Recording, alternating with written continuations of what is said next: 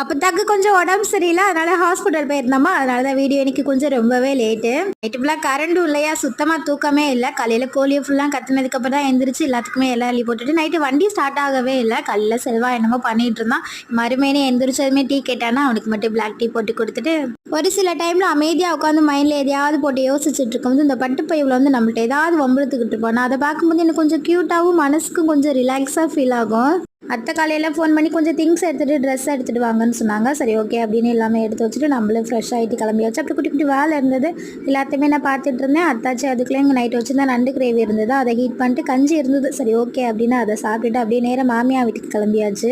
இங்கே சின்ன மாமியா சாப்பாடு எல்லாமே சமைச்சு ரெடியாக வச்சுருந்தாங்க. ஹாஸ்பிட்டலில் இருக்கிறவங்களுக்கு கொண்டு போகிறதுக்காக அவங்களையும் கூட்டிக்கிட்டு நேராக ராம்நாடு கிளம்பியாச்சு. ஆமாம், ராம்நாடு ஜிஹெச்சில் தான் அப்போ தான் வச்சுருக்கோம். இன்றைக்கி முக்கியமாக நிறைய பேர் விஷ் பண்ண சொல்லியிருந்தீங்க, அவங்களுக்காக தான் இந்த வீடியோவே. இன்றைக்கி நம்ம ஃபேமிலியில் சூர்யா மஞ்சு உங்களுக்கு இனிய திருமண நாள் நல்வாழ்த்துக்கள். அப்புறம் நந்தியா, ஜீவிஜா, இஸ்மைல் உங்களுக்கு இனிய பிறந்த நாள் நல்வாழ்த்துக்கள். பாய்.